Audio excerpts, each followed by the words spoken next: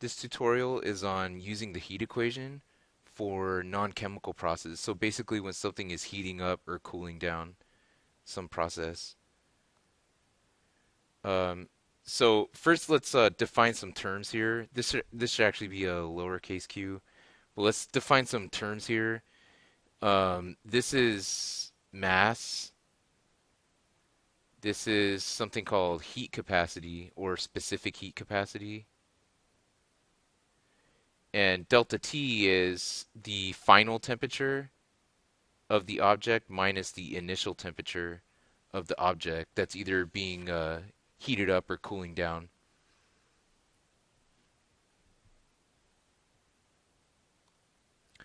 Uh, so heat capacity is a function of molecule shape, orientation, and motional energy. Therefore, how much heat it can take depends on the molecule itself.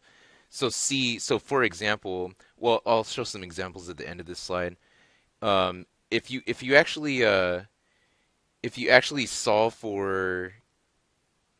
actually solve for heat using the heat equation, sorry, if you solve for the heat capacity, then you'll get um, Q over M delta T. And if you convert the unit to just look at this in terms of units, heat is measured in joules because it's energy divided by mass in grams times the temperature change, which is going to be measured in degrees Celsius. So you could actually get the definition of heat capacity by looking and reading out what these units are saying. So what heat capacity is the amount of heat in joules, the amount of heat required to raise 1 gram by 1 degree Celsius, 1 gram of substance by 1 degree Celsius. So it's the amount of heat required to raise 1 gram of whatever substance it is by 1 degree Celsius. So um, a so what that means is a high value of heat capacity. So when C is high, that means you have a substance uh, that requires. It's a substance that can. I'll use the word soak up a lot of heat before its temperature starts rising.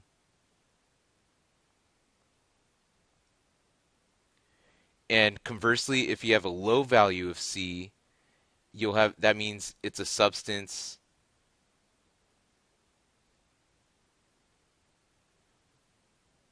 that gets hot or cold really fast. It doesn't take as much heat to heat it up, so it's a substance that gets hot or cold really fast. So, um, an example of this is if you're in your car.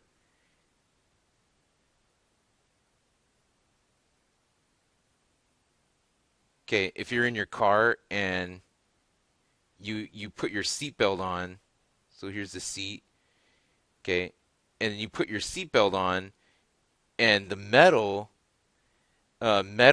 are notoriously have they're very poor insulators. So we have a high value of C. It's actually a good insulator. A low value of C is a bad insulator.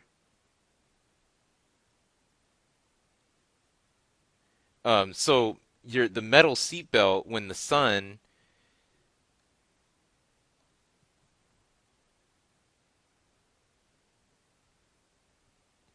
I can't even really draw a sun. Okay, so if you have a sun and it's heating up the inside of the car, the metal is going to be hot. So you need to watch out for the metal. That's because metals have a low value of C. Meanwhile, the cotton that makes up the fabric on here is okay. And the reason the cotton is okay, so metals have a low value of C, and the fabric here on the seatbelt has um, a much higher value of C. In fact, things that are organic in nature, the molecules, they're covalently bound, and so it depends on the bonding of the molecule. That's what this first bullet point is saying. So if you have something that's organic in nature, that means it's covalently bound. It's lots of carbons, lots of hydrogens, lots of connected carbons. It can that those molecules can soak up a lot of heat energy before they start to vibrate, before the molecule starts like wiggling and getting crazy. Okay, metals are like the bonding. If you zoomed in on the metal, you'll see highly organized, rigid structure. So when heat hits this, they start vibrating really fast. Okay, like quickly. Okay, they also lose those vibrations quickly as well. So if you wrap up bread in foil and put it in the oven, you can it only takes a few seconds after the oven's off to actually touch the foil. So if you touch it right away, of course it's going to be hot, but it loses this just as fast as it gained that heat, it loses it very quickly as well. So um, meanwhile, the bread, which is organic, it takes a long time for the bread to heat, and it also takes a long time for the bread to lose its heat energy. So the inside of the foil is going to be really warm, okay, because all those things are organic. The starches, the water content of the bread, all those things took a while to heat up, and they also take a while to cool down.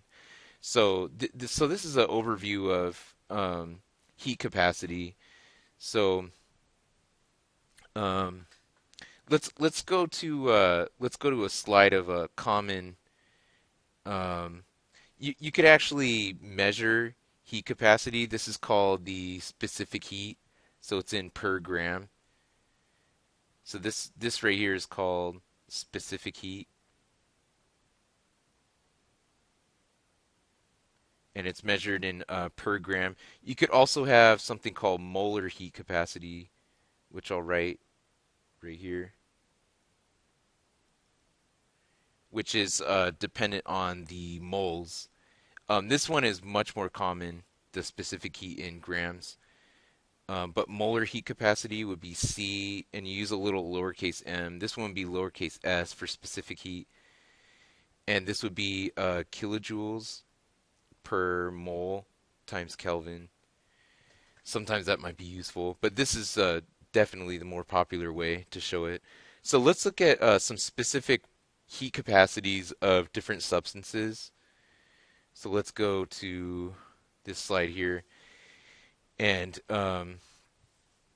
here we have, you'll see that these things that are metal have really low values of heat. Okay, and you'll see glass is has a very low value as well. So this heats up very fast. So like a Pyrex dish that you could put in the oven that heats up really fast. It's also going to lose its heat very fast. You'll see that these things that are organic in nature, so you'll see that this here, uh, so notice the more covalent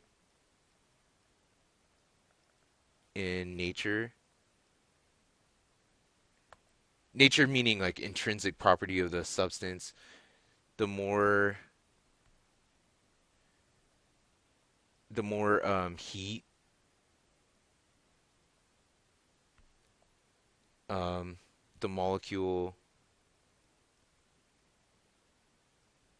can soak up. I like this word soak because it kind of makes you think of a sponge where instead of water that a sponge is taking in, it's a heat energy. And you know when the sponge is totally saturated, then it takes a while for all that water to leave the sponge if you wring the sponge out. So kind of like a substance that like heat capacity. So if it has a high heat capacity, it holds on to the heat longer as well. So the more it has, the more it can hold on to it. So so the more heat the molecule can soak up before it the temperature starts rising. Temperature of the substance starts rising.